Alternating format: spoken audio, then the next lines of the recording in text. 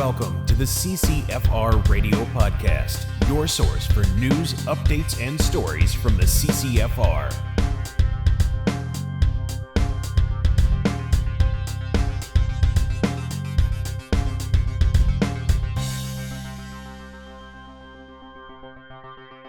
Hey everybody, welcome to episode 192 of the CCFR Radio Podcast. I'm your host, Giltaca. Thanks for joining me again today on the show. It's going to be an action-packed one. There's tons of stuff to go through. I'm not going to go over all the things we're going to talk about, but we're going to bring Tracy Wilson on fairly quickly. But the other thing I did want to mention is we're going to have an interview with Chris Scott, who is the president of the Penticton Shooting Sports Association, which is a range up in Penticton, British Columbia. And the federal government, it's on federal government lease land, and the government has decided, the Ministry of Agriculture, I think, has decided to dispose of those two lease lots where the club is, not the rest that they're using, but these two lease lots. Apparently they're just surplus land that they, want to dispose of, which means the club has to be out by the end of this year. They've been there 40 years. So interesting, something funny's going on there. So that's kind of interesting. So we're going to show you that interview. Anyway, all that and more, the CCFR Radio Podcast starts right now. 𝐂𝐂𝐿𝐷 has been a provider of trauma care training to military and police in Canada for nearly 2 decades. Now this emergency medical training is being made available to a wider audience through 𝐂𝐂𝐿𝐷's online courses. Go to 𝐂𝐂𝐿𝐷sacademy.com and use promo code CCFR30 to get 30% off. That's 𝐂𝐂𝐿𝐷sacademy.com. And thank you so much to our great friends over at Vortex Canada. They continue to support the CCFR podcast and the CCFR. Can't say enough about them. Check out all their great products at vortexcanada.net. That's vortexcanada.net. Vortex, the force of optics. Ready, aim, shop. Bullseye North is where passion meets precision. Discover a huge selection of top-notch rifles, accessories, and ammo. Whether you're perfecting your aim at the range or gearing up for hunting season, Bullseye North has you covered with free shipping on orders over 300, including ammo. Some exclusions apply. Check out bullseyenorth.com and remember to subscribe to their newsletter, bullseyenorth.com. A huge thank you goes out to our great friends over at the Saskatchewan Rivers chapter of Safari Club International. They do a lot of great work over there, including supporting the CCFR and the CCFR Radio Podcast. Check out all their great work at saskriverssci.com. That's saskriverssci.com. All right, we are back. So I've only got a couple of things I want to cover with you before we bring Tracy on, because when she comes on, we have a ton of stuff to talk about. And of course, we've got an interview coming up with, as I mentioned, with Chris Scott over at the Penticton Shooting Sports Association, a range that's been around since World War I. That's being closed down by the federal government. Why? We don't know. So anyway, we're going to hear all about that with Chris. And then at the end, I will tell you what you can do about it as well. But what I did want to cover with you is we did file all of our application and all the supporting documents for our bid to be heard by the Supreme Court of Canada. That's all done and in progress. And I just want to make sure that I manage expectations. So it is more likely we will not be granted leave to appear in front of the Supreme Court of Canada because they take only a small percentage of all the cases presented to them. There's a criteria involved there, how they decide what cases to take. But should we get selected, that's great. And we will go to the Supreme Court. And then once we get there, I don't know, is it 50-50 or 60-40 that we will win or lose in that process? I don't hold out a lot of hope because we do have 2 decisions from 2 lower courts, including the Federal Court of Appeal, which are the high achievers as far as the law is concerned in Canada. And we lost there too. But a couple of things I just want to mention. Number one, we have to continue to fight. That's what the CCFR exists for. We don't exist to do podcasts and TV shows and, appear at trade shows or whatever and just fundraise just to be alive. That's not what we're here for. We are here to fight the government by any means that we can. By any means we can. Everything that we can think of, we do it. And so we will fight tooth and nail to hold on to our firearms. Now, just keep this in mind. Other than we have no choice, we can't just give up. Giving up isn't a choice because that's not what we exist for. The other thing is every case that was won at the Supreme Court of Canada is a case that was struck down into lower courts before it, right? So provincial or federal court, and then the Federal Court of Appeal, and then they got to the Supreme Court. And then if they won, they were in the exact same position that we are in, right? So anyway, You never know. Maybe we'll get lucky there. But we're not resting on our laurels. We're not pinning all our hopes on the Supreme Court of Canada or even getting in there. We have other things going on. So when Tracy comes on, we're going to talk about what the CCFR strategy is and what we've been working at actually for over a month. Just about, I don't know, a week and a half after the election, we came up with a strategy and we deployed it. And we've been working on it ever since. And I just want to mention there are more projects coming up to support what Tracy and I are going to share with you when she comes on as well. Just keep that in mind in the background kind of thing. The only other thing I wanted to mention is I'll be speaking at a conference in Calgary in September. So this conference is called Reclaiming. There's a lot of big names actually speaking at this conference. So I'm quite honored to be one of the speakers there on the live stage. And the conference is about solutions to our problem. So basically the idea is, what do we want to reclaim from what Canada was before the last decade, right? When it was one of the best countries to live in the world before the decade of decline. So basically, what is it that we want to reclaim and how can we do that? So really important. So I'm there to talk about freedom and responsibility and personal accountability and firearm rights, as it were. And there's a lot of other speakers talking about a lot of other things as well. So really cool. The CCFR is going to have a booth there. It's at the BMO Center in downtown Calgary. So pretty cool, pretty big. But we're going to have a booth there. So stop by if you're in Calgary or you're going to come by for the conference, say hi, have a conversation. It is an entire weekend conference. So I think it's Friday, Saturday, Sunday. And there's a lot of speakers for 3 days straight. But in addition to that, there's a live stream of a whole sort of online version of that with different speakers and whatever. It's quite a cool thing. So anyway, if you want to find out information about this conference, go to weunify.ca. That's weunify.ca. And there's early bird tickets because it's an all weekend conference. So it can be expensive if you want to go all 3 days. There's early bird ticket deals on the website right now. And hopefully I'll see you there. Okay, that's it for now. Let's find out what Tracy Wilson has on her mind. Are you ready to fight for your ability to legally own and use firearms in Canada and save hundreds of dollars in hunting and shooting merchandise? Download the CCFR mobile app right now. Keep up with what's going on in the community, watch the CCFR podcast, and get exclusive discounts from dozens of gun stores and other CCFR business members. Download it right now from Google Play, the Apple App Store, or the cancel-proof Progressive web app. The CCFR mobile app, free to download right now. All right, we are back, and via the internet, we've got Tracy Wilson of the CCFR. Wilson! Hey, Giltaca. Nice sweater. I love it. Why, thank you. This is the 10th anniversary fully embroidered CCFR hoodie that's now available in the merch shop. I'm doing a Vanna White over here. I've got one too. Awesome. So these were planned for quite a while. They're for our 10th anniversary, which is coming up, I guess, technically in August. Yes. But practically at the end of October. So if you're interested in one of these, they're a little more expensive. They're a little more elaborate, but they're kind of a nice keepsake. So you can find them in the merch shop if you're interested. Yes, sir. CCFR.ca. There you go. Click the button that says merch shop, and that'll get you there. Okay. So we have a pile of stuff to talk about. You know, you'd think over the summer people would just be having fun. Parliament's not in session, but man, the news cycle, even just for gun owners, keeps on cranking. So we got a pile of stuff to talk about. We're going to try to rapid fire our way through it. I'm sure it's going to be long anyway, because there's a lot of interesting things going on. Yeah, that's right. All kinds of weird stuff happening. All right. Now, I think I mentioned a couple of things in the intro, but there's something else that we have to address. And I thought we'd address this together, which is important. We have, I'm sure there's a lot of people wondering like, well, what's the angle for the CCFR right now? What do you want as a lobby organization? And I thought we would kind of talk about this and kick it around a little bit. Do you want to just start that off? Yeah. Well, I know all along we've told people, we're trying to work within the system that we've got, right?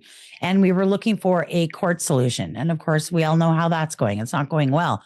But we still have to do it, right? It's important to do it. But we were also looking for a political solution. And 6 or 8 months ago, we would have assumed it was in the bag, right? Unfortunately, that didn't work out, right? Elections have consequences. And of course, now we've got a new prime minister with a fresh mandate. And I don't know if he's as eager as the last one to come and take our stuff. But what I do know is that if confiscations are carried out and some of our guns or all of our guns start getting confiscated and they're gone, no future government, regardless of how friendly they are, regardless of who's leading them, is going to turn the clock all the way back. So the most important thing we can do right now is to keep those firearms legitimately in our hands, in our possession. So yeah, I've been lobbying a little bit on the Hill. Of course, there was only a couple of weeks between when positions were announced and when the House rose for the summer. But I crammed in a whole bunch of meetings. I right away met with Frank Caputo, Shadow Minister for Public Safety, Connie Cody, Blaine Calkins, Bob Zimmer, Andrew Lawton, Aaron Gunn, Dane Lloyd, and Senator 𝐂𝐂𝐅𝐑. Now, I've got meeting requests out to every single member of both 𝐥𝐞𝐿 and 𝐥𝐸D, the public safety committees in the House and Senate. It is summer, so people are at Stampede and on the barbecue circuit and doing pancake breakfast. A lot of those meetings may have to wait for the fall. But I'm reaching out to everybody on every side of the aisle because this is kind of where we're at. So yeah, the most important thing we can ask for is to prevent the buyback confiscation program from being carried out.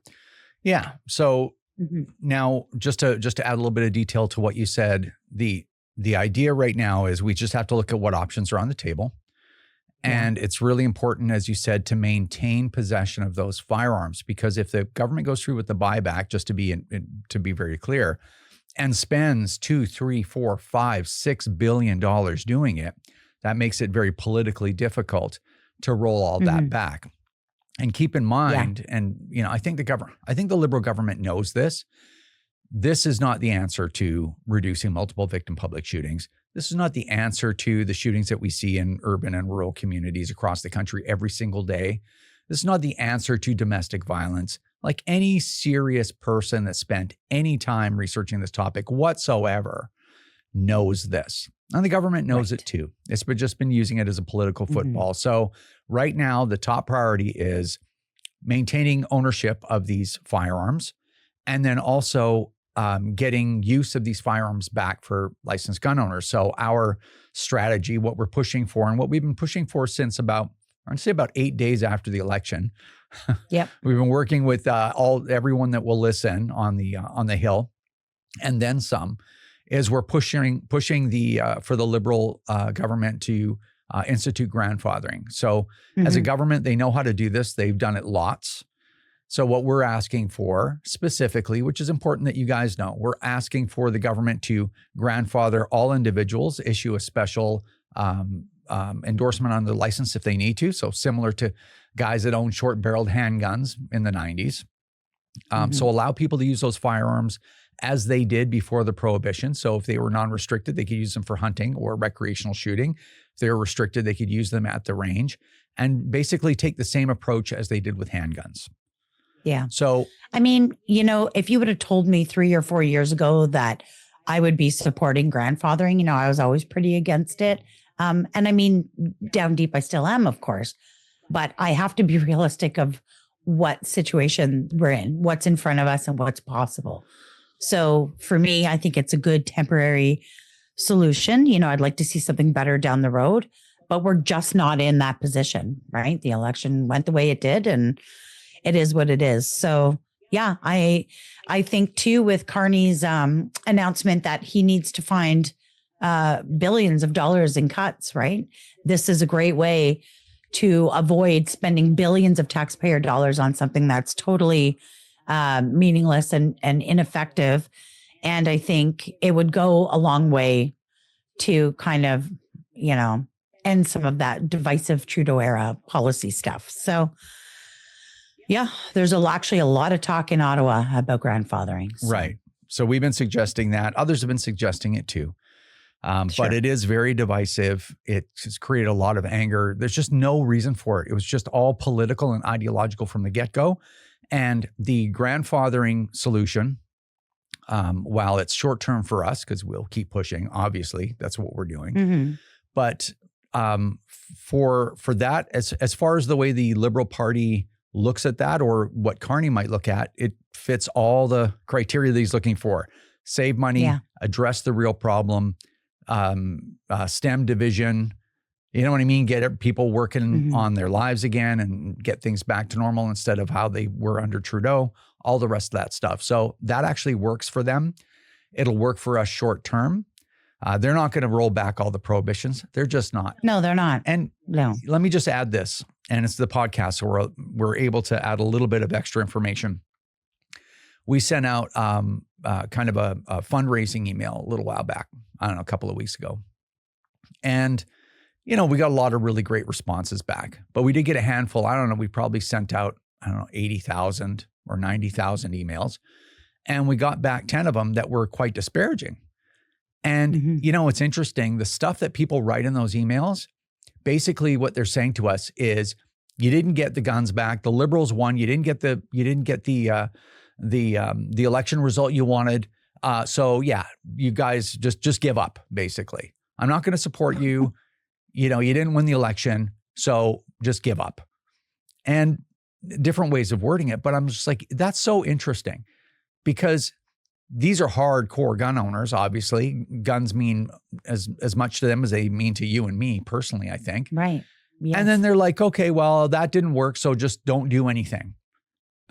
Well, I mean, trust me, I don't know if I can put into words, and I'm going to be brief here, but I knew the night before the election that it was what the result was. I already knew that because I do believe polling, because I believed it when it was positive, right? And yeah, it took quite a bit to kind of crawl out of that dark hole that I felt like I fell in. But at the same time, so what, do nothing? Like, doing nothing isn't an option. Is this ideal? Is this where we thought we would be? No, but we have to work within the political system and the legal system that we've got. And this is a solution that would cost them nothing, basically. And yeah, I know a lot of people will probably even have things to say about this conversation right here, and they can say whatever they want.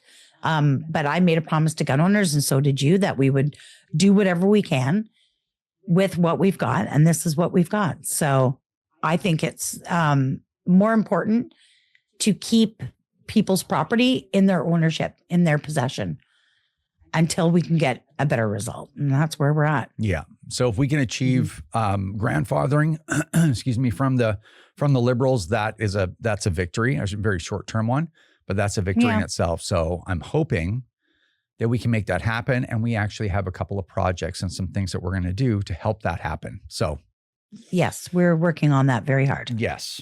So anyway, just wanted to have a chat about that. It's really a reality check. You know, it is. Yeah. What do we have in, what cards do we have in our hand?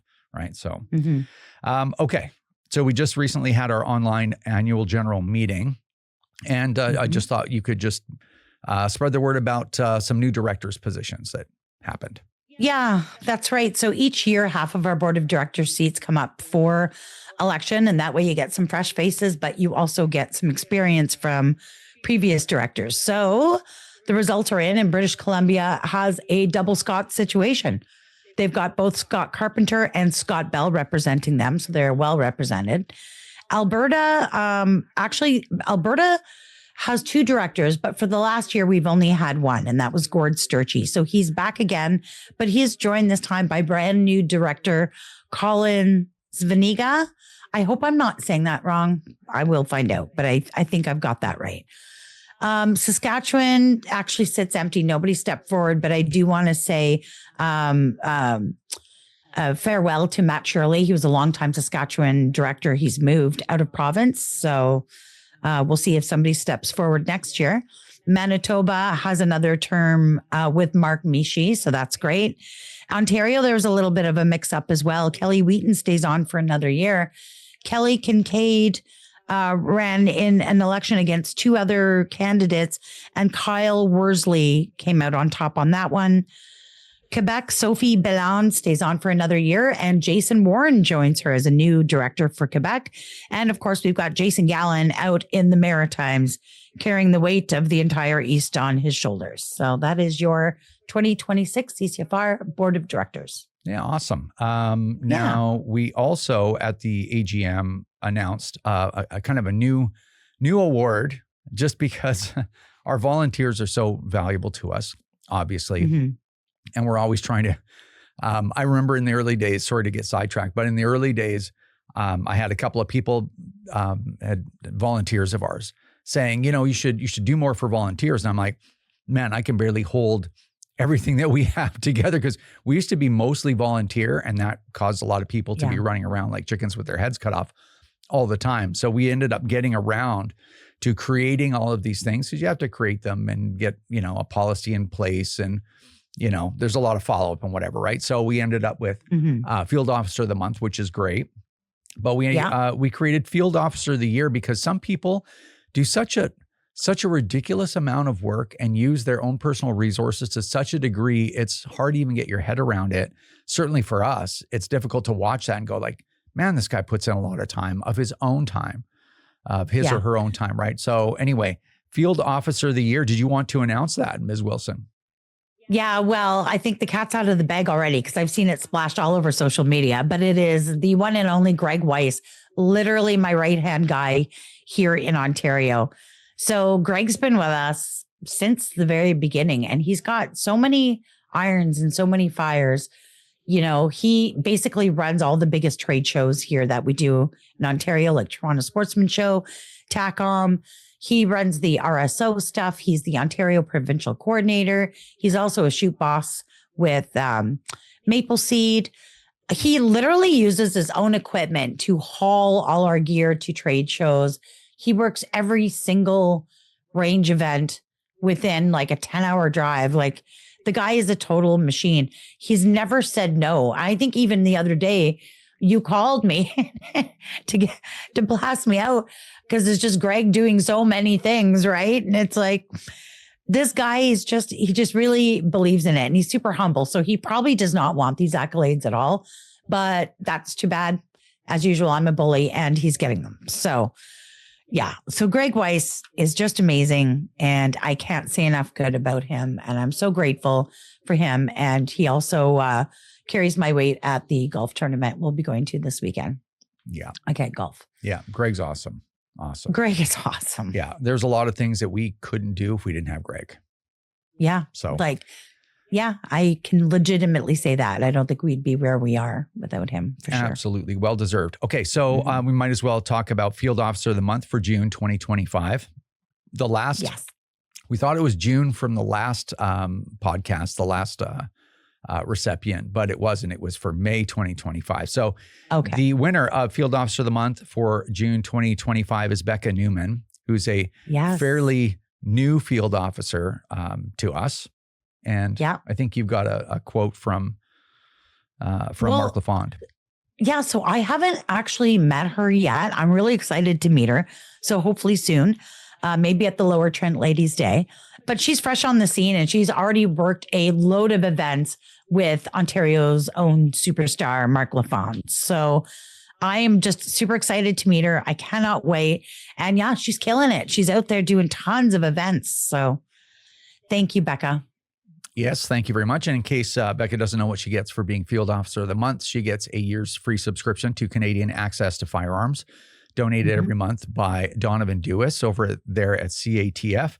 She gets, I think, a picture posted in CATF in the paper as well. Oh, yeah. You get a spread. It's awesome. Your favorite part gets a $100 promo code for the CCFR online store.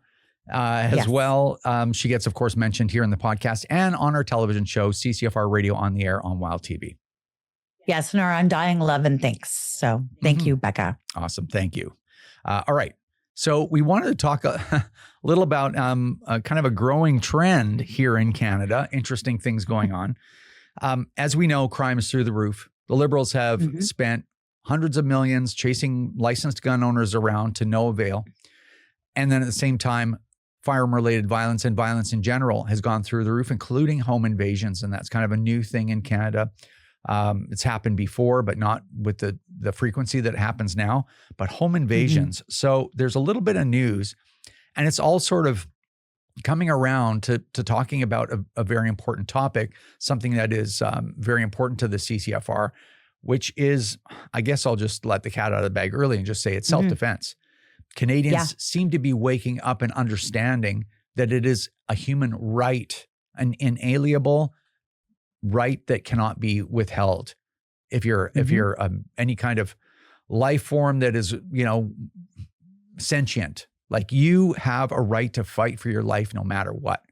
So you have a lot of Canadians after decades, probably 40 to 50 years of gaslighting and severe propaganda, trying to convince them to reject the idea that if someone is trying to assault you or kill you or even take your things, that it is inappropriate for you to resist that. So anyway, as usually I would save that for the end, but this is sort of the opener. So there's a number of different things that have happened over the last couple of weeks. I just want to touch on them. So the first thing was there was a guy in Vaughan, Ontario, who was looking like he was going to have his car stolen, and he fired a warning shot. Tell us a little bit about that story. Yeah, this is an interesting story. So there was some video of this, and sure enough, some guys were out stealing cars. High-end cars get stolen a lot. It's a big problem in Canada. And of course, they get shipped overseas. And he fired a warning shot. And of course, everyone started talking about this, from law enforcement to Doug Ford. Like, everybody was talking about it. I'm not 100% sure if he was a licensed gun owner or not. There's some questions about somebody living in a rental but owning a Lamborghini. I don't know the details, but yeah, he definitely fired a warning shot. So, yep. Yeah, so he's got firearm-related charges. They caught, I think, some of the people that were doing it. But here's the thing. He did discharge a firearm in a residential neighborhood. And he's certainly facing charges for that. But, here's the interesting part. He still has his car. He does. Yes. So he was able to do what the system has been helpless in doing. Yeah. Yeah. And I know Doug Ford went on the crazy rant at a press conference. Somebody asked him about it. And he was like, give me that guy's name and number. Let's do a fundraiser for him. We need CASA law like in the US. And it's just wild. Now, I'm not singing Doug Ford's praises by all means, but it's just wild how if we would have talked like this 3 or even 4 years ago, people were calling us extremists. And now it's a totally mainstream conversation because everything is so out of control and so violent that even normies are talking about this stuff. Yeah, well, that's actually an important point. Every conversation in the social or political sphere timing has a lot to do with change, right? So if you're ringing the alarm, you're screaming from the tower about an invasion, and there's two guys out there, you're just not going to get the attention, and people are going to be like, we don't need you to pull the fire alarm, if somebody's burning toast. People have to experience it for there to be that change of attitude in the public.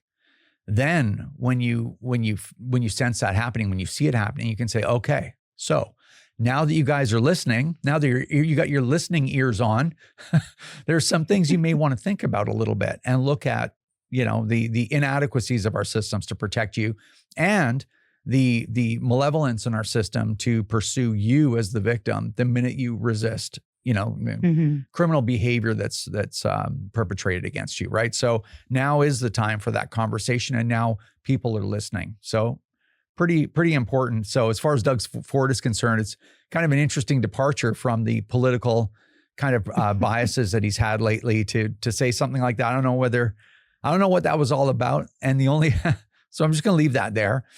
But I agree with his message 100%, obviously. And we do as an organization, we have a policy on the website about self-defense with firearms, actually.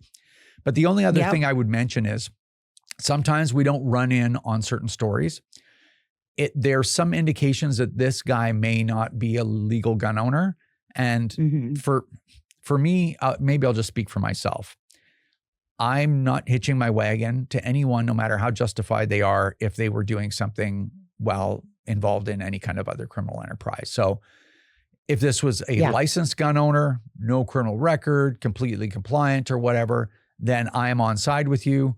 We would, endorse your whatever, right? Your defense or what have you. We'd be there to support you as best we can based on the organization we are.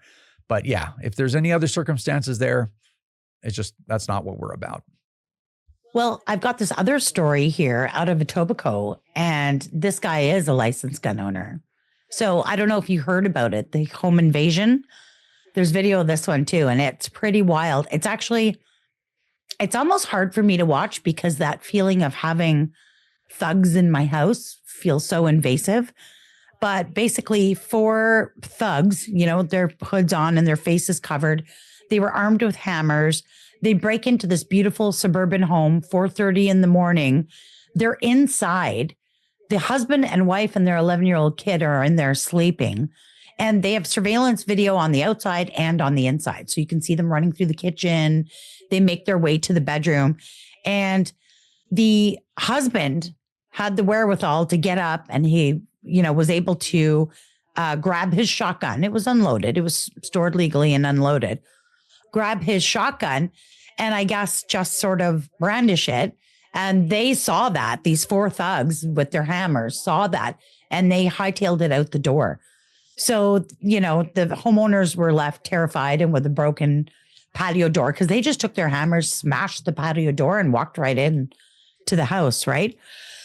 But anyways, the wife, there's this thing called Speaker's Corner in Toronto where you can call and you can, if there's something on your mind, you can kind of say what your beef is or whatever. It's been going on for decades. And she called and told this story. And she said at the end of it, thank God for the gun. Thank God for the shotgun. Because even though it was unloaded, I mean, if they would have called his bluff, it might have been a really bad day for him. But it wasn't. It was a good day for the whole family because they made it out safely and nothing was taken. And the thugs were chased out the doors. So, yeah, I just can't imagine what the terror that would feel. Well, it would have been a lot different because there was, if you like, just some quick play-by-play. I just want to make a couple of points. The first one is, if you'll notice, there was 3 guys heading into the bedroom. One guy peeled off and was looking in the garage or whatever he was doing, but there's 3 guys. One had a crowbar, and I think one I saw a hammer for sure, and then the third guy maybe had something. Going into the bedroom, masked. Yeah, what do you think they were going to do in there? Yeah, like, what are they going to start having a conversation? And no. And then all of a sudden, all 3 of them gone like a shot, and the 4th guy trailing behind too, gone like a shot, all 3 of them. What part do people don't understand about that? What part is escaping them? You even had a gun that wasn't even loaded. You didn't even have to fire a shot that could have, that just the brandishing of that, just the sight of that firearm that basically displays, I'm not the victim that you think I am. In fact, you're probably into this up to your eyeballs. And all of a sudden they turn around and they start running. Maybe that unloaded firearm saved their lives. We don't know. Because you don't know why you can't prove a negative, right? You can't prove something that didn't happen. But surely they were not going into this family's bedroom at 4:30 in the morning with their faces covered, hoods over their heads, and weapons in their hands to play cards. Yeah, or to have a negotiation about, what they want to take with them. No, they were going to do horrible things to these people. This is, we argue with people. We have our political adversaries. We argue with them often. Me, not so much, because I'm just tired of dealing with people who can't see, objective reality for themselves, a reality that's in front of their faces. But man, that's even if you had a gun for self-defense purposes, which of course the bureaucracy says is not an appropriate reason to own a firearm, even though the law contradicts that. In the Firearms Act references protection of life for firearms 3 different times in the Firearms Act. Even if you're you cannot refute what you just saw. And not a shot was fired. Not a shot was fired and no one was hurt. Why? Because the homeowner had a shotgun. And a similar thing happened in Nova Scotia during the largest spree shooting in the history of the country. That's right. The only people that were left alive after having an interaction with the shooter were the people who were gun owners and who yelled out when the perpetrator was outside the house, I've got a gun and basically I'm going to shoot you with it if you come in. And did the mainstream media run with that story? No, they did not. But it was a very small blip. Nobody wanted to talk about that, you know? That's right. Because I was part of that inquiry. Yeah. Right. I had status in that inquiry. So just anyway, interesting. So there was also another story about it was basically a school shooting. Some kid takes a loaded illegal handgun in his waistband to school and ends up shooting someone he thought was going to stab him. Yeah, this is a weird story. So the guy's in his 20s now, but when he was 17, he was in a kerfuffle at school with an 18-year-old, another kid, an 18-year-old. Now, he ended up shooting that 18-year-old in defense. And part of his defense was he claimed he was carrying this illegal loaded firearm because his neighborhood in Scarborough was so violent that it reminded him of growing up in Iraq. And that's where he came from. And he felt unsafe. Now, that's not the entirety of his defense. There was also some other information that the 18-year-old was armed with a knife and lunged at him. And, you know, so yeah, I guess he was in a self-defense position. However, he was doing it while carrying an illegal loaded firearm, and he was acquitted. He was acquitted on all charges. Carried at school. At school. At school. Yeah. High school. Yeah. So, yeah. So there's two separate things there, right? There's the act of self-defense, and then there's the firearm thing. So basically, he was acquitted of defending himself, of murder, basically, because he was truly defending himself. And there's been other cases about that too. I mean, obviously, we're not going to break into a really long legal conversation, but there was even a case in Ontario where a guy shot two police officers. I believe he killed them because they had busted into his house, did not identify them, and then ended up in a gunfight with this guy. And he was able to kill both these guys, and he was not guilty of murder because they didn't identify themselves. So you can, as I've said a million times, you can defend yourself with a firearm in Canada, but you can't.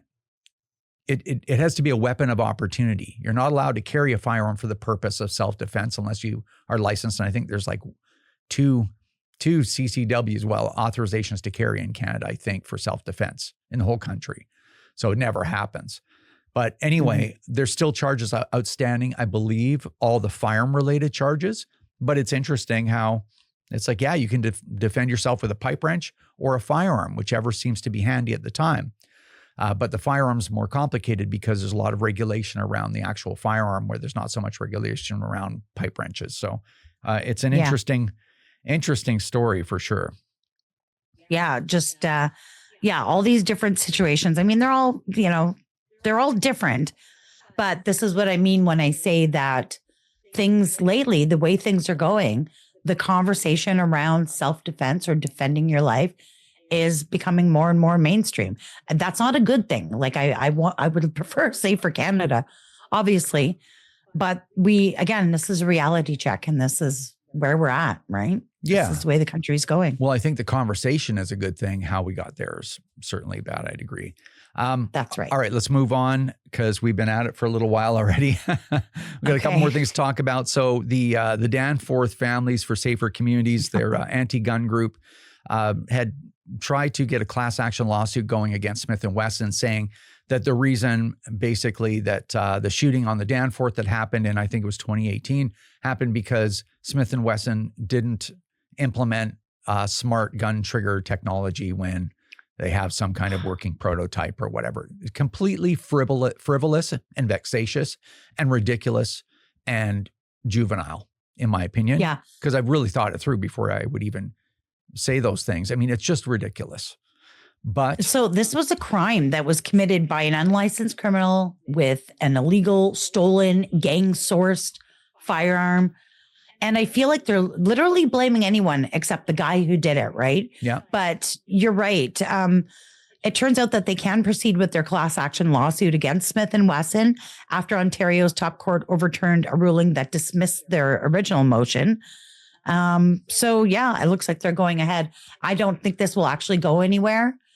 And in fact, reading on a little more about it, it was basically, they overturned the decision because they would have had to basically prove their entire case just with their application. So that's why it was kind of overturned. I don't actually expect the lawsuit to go anywhere, But the fact that the court is even entertaining this nonsense is disappointing. But in any event. Well, it'll be interesting, right? Because the reason why you don't have smart technology on guns is because guns are a life-saving device, and you can't take the chance of that gun not working. Yeah. And sometimes you may have to use a gun that's not yours. Yeah. You know, sometimes. just, I don't know. It's so ridiculous. But again, you know, it is what it is. This is what they do. And, you know, there was we never mentioned it, but in a future episode, because I think we bumped it from the last episode because we had too much stuff to talk about, much like this one. But there was a whole bunch of information uncovered about the Danforth shooting. It was a terror attack. Yeah. And there was some interesting stuff there. Yeah. And we're going to, I want to do a whole story on that, including a specific interview with somebody, but we'll see. We'll have to wait till a future podcast for that when I get some more time. Next thing. So speaking of Mark Carney and the Liberals, they've maybe come to the conclusion that the Bill C5 and C75 maybe caused this humongous, massive, destructive crime wave in Canada. And they're looking at some bail reform. So they have a bail reform bill coming apparently in the fall. Yeah, the Liberal government will table a bill this fall introducing stricter bail conditions and sentencing for some very serious crimes, particularly those involving organized crime, human trafficking, home invasion, and car theft. And this comes from Justice Minister Sean Fraser. So no idea what that bill will look like yet, but I think, I think they've just had a really bad time with C5 and C75. If they introduce something new without repealing the parts of those other bills, though, I don't know if that's going to work. So we'll see. But of course, we support efforts to reduce crime, violence, and gun smuggling all the time. Absolutely. Just a quick little story. I mean, it could be very significant in the future, but Alberta is considering creating a provincial firearms license. Yeah. And I don't want to get into the nuts and bolts of this just until it gets a little bit further down the way, till it develops a little further, I think is what I'm trying to say. So interesting idea.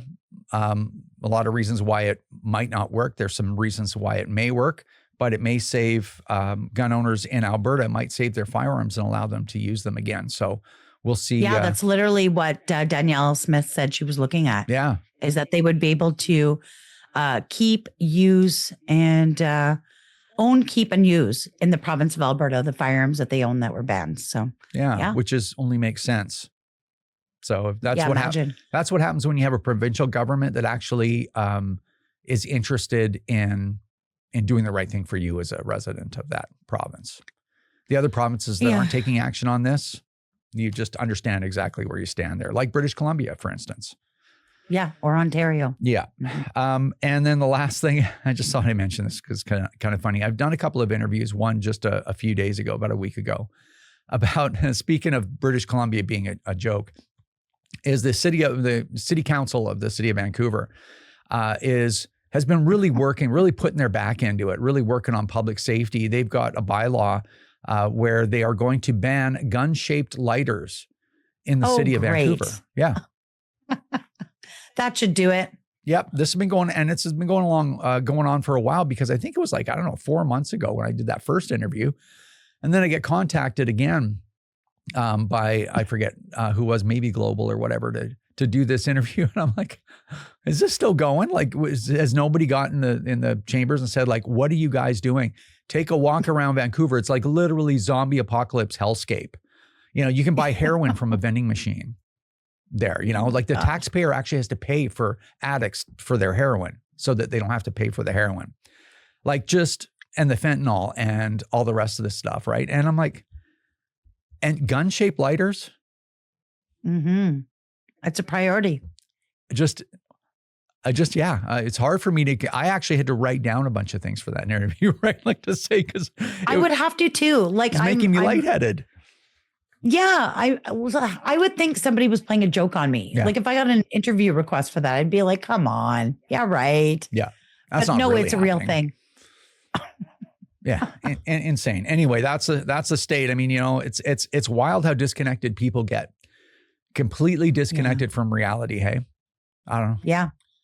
Anyway, Okay. Yeah. I think we covered everything. It's been a little while. So, yeah, thanks for the update. And I guess we'll see you next time. All right. We will see you then. All right, we're back. And in the studio, we have Chris Scott, who's the president of the Penticton Shooting Sports Association. Welcome, Chris. Thanks, Rod. Good to be here. All right. Well, I wish we were here under better circumstances, but you're here to tell us a little bit about your shooting club in Penticton. And apparently, the federal government wants to end your club. Right. So we got a notice that the federal government is divesting the land that we're located on. And they've told us that at the end of 2025, we need to be gone. Now, your club's been around a long time. I think you're not sure, but maybe it was established around World War I. You've been had to move off of land before that was government lease, but the government lease land that you're on now, you've been for over 40 years. Yeah, 42 years. Yeah, 1982-83. We moved to the location that we're at now. And now it's under the Department of Agriculture or the Ministry of Agriculture. There's an agricultural research station there, and then you have the sort of the most distant two parcels. Yes, I think, that's on that right. land. The southernmost two pieces of land. Yeah. And that made a lot of sense to build a club there because there's all kinds of geological issues as well, I think. Right? The land wasn't suitable for many other uses. It's not. It's in the red zone, and it's got sinkholes. It's like clay bank from the 𝐂𝐂𝐿𝐿 Lake, so it really isn't useful for any other type of activities.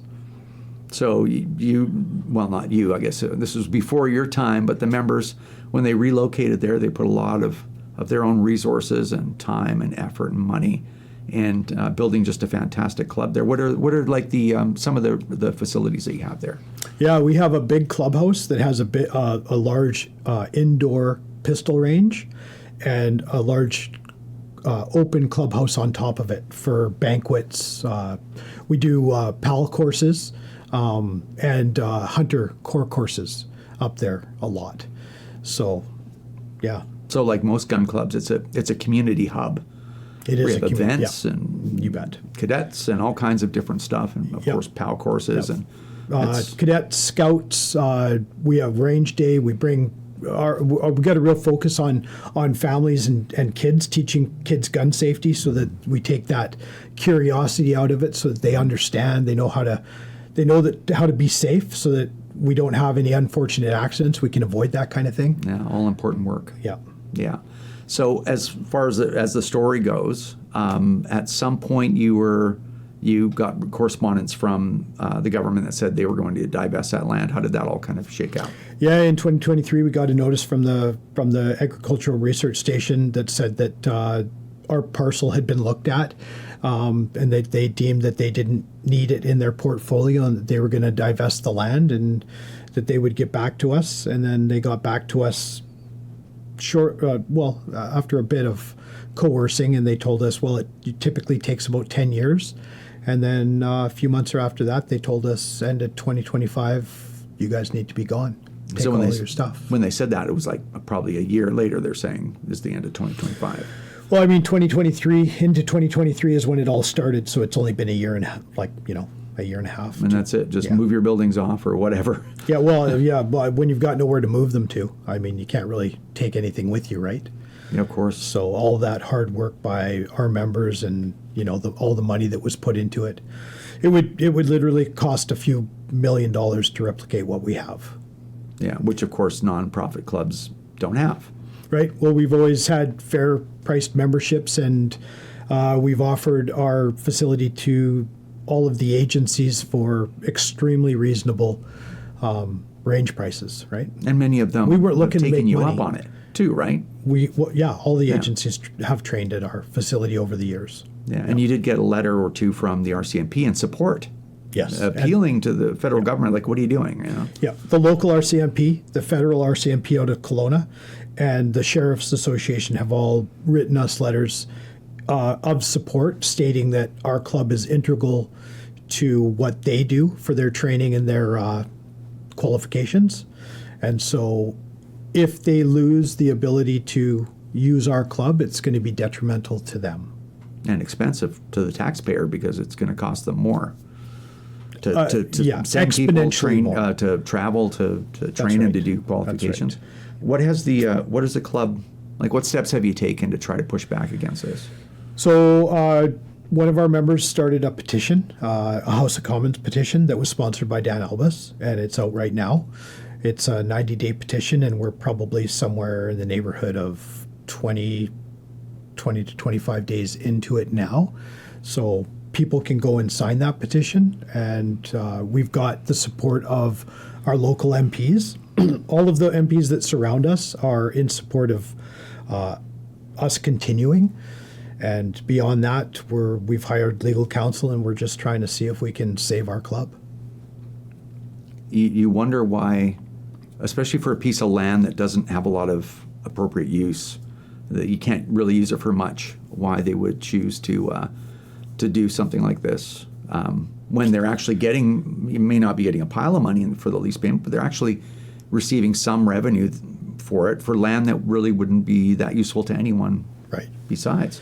Right. And such a loss for the community, and it's just going to end up costing taxpayers. And it's just the typical, you look at it and you wonder where the logic is. And yeah, there is none. Well, and I would wonder who exactly has made that decision, and who exactly is pushing that, and why. But why? Why would you want to take away a community resource like that? It makes no sense. Well, I don't know. Maybe we'll find out someday. But in the interim, obviously, we want people to sign that petition. It doesn't take anything to sign it. That is petition 𝐸6572. So if you go to the House of Commons, look for petitions, you can actually search that out. But if you go to Penticton Shooting Sports Association.com, that's your website of your club. You can go there. There's a little link that says Save Our Club. You can read the whole story about what happened, start to finish. And you can. There's a link to the petition there. And another thing that you guys would like people to do is to send a letter to their federal MP, no matter where you live, in support of that club, and reject the idea of this attack on our community, on the local community, actually in Penticton. That's right. Yeah. Yeah, that's something we can all do. Okay, well, awesome. We're out of time, but I really appreciate you coming in to tell us the story, and we'll check back soon and see what's happening. Thanks for having me on, Rod. Appreciate it. I appreciate it. All right, that's going to do it for episode 192 of the CCFR Radio Podcast. Thanks, everyone, for watching and listening. Please share the podcast, get other people involved, because we're not finished fighting yet, right? As long as we have possession of our firearms, the buyback has not been rolled out. The fight is not over. And I'll tell you this, we are, and this is, I know this sounds weird, but we are closer to the finish line right now, either way that it turns out, than we have ever been. Every day that passes, we're closer to the finish line. We don't know where that finish line is, but this government could last 18 months. It could last 2 years. There was polling that came out just today when I'm recording this, that the Conservatives are back up in the polls. It's just weird. Maybe the NDP, a party which has let the Liberals basically destroy them, their own, like no party status almost, right? So, or sorry, no party status. Like they let the Liberals destroy them. Maybe they grow a spine and they're like, you know what? No more of this crap. No confidence. That's all it would take to end this government. So, I don't like the situation any more than you do. Believe me, after the work that I've put in, and Wilson and everyone else at the CCFR and all the gun owners across the country, all the work to be where we are right now, yeah, it's tough. But you can either brush yourself off and keep going, or just be like the people that send me messages. Well, you know what? We failed. That's it. I'm going to bury my guns, or, whatever. I'm going to sell my guns and take up golf, or whatever the stupid messages that I get. It's like, well, you can do that if you want, but I still have my stuff and I still don't want to give it up. So there's still a fight to be had, and I'm going to continue to fight it because I can't not fight it. So anyway. So if you want to help, of course, as long as you guys are there with us, we'll keep fighting. So if you want to become a member, great. If you want to donate, great. If you want to make a small recurring donation, that's actually the most ideal thing to do, because we end up with predictable revenue rather than these big peaks and these big valleys. It's hard to run a business like that if you're a business person, right? To manage cash, right? But anyway, as long as you guys are helping out, we will continue to fight. That's that. Again, just want to thank Chris Scott for coming out from Penticton and telling us about that. If you want to help try to save the Penticton Shooting Sports Association, you can go to pentictonshootingsports.com and read Save Our Club. Down at the bottom, there's a link to the petition E6572. Sign the petition. It costs you nothing to do it. Get everyone in your house to sign it. It costs you nothing to do that. You know, it's funny, guys resist signing petitions like, well, it doesn't do anything. It's like, are we asking you for money? Like, just, so, can you imagine if it helped and people didn't want to sign it? So just take that 5 minutes, man. That's what it takes. It takes 5 minutes. So please get on there, sign the petition, give the club every chance they have. If you are in British Columbia, talk to your MLA, your provincial member of the Legislative Assembly is what that stands for. Talk to them about the club and how just so wrong this is, and ask them to reach out to the Liberal government, the federal government. And no matter where you are in Canada, talk to your MP. That's a federal politician, and it's the federal government that's taking the club from them. So talk to your MP, especially if it's a Liberal, and just say, hey man, this is absolutely unacceptable what they're doing. Unacceptable at any level. Why are you doing this? Really light a fire hold their feet to the fire. You know, really get them to do something. It's really important, right? That stuff is that's evil government stuff, and it has to be opposed. All right. So last but not least, again, if you want to make your way to, I think it's in the second half of September, this September, to Calgary, to the BMO Center for this, for the Reclaiming Conference. It's going to be a really interesting weekend with lots of really cool speakers there. So anyway, and if you want to visit with the CCFR and maybe have a handshake and a chat while I'm there, I'd love to do that. You can get early bird tickets now at weunify.ca. So check that out, weunify.ca.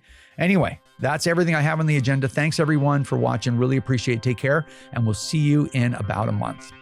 This is another episode of the CCFR Radio Podcast. Remember, if you don't stand up for your own ability to own and use firearms, who will? Join the CCFR or donate right now at www.firearmrights.ca.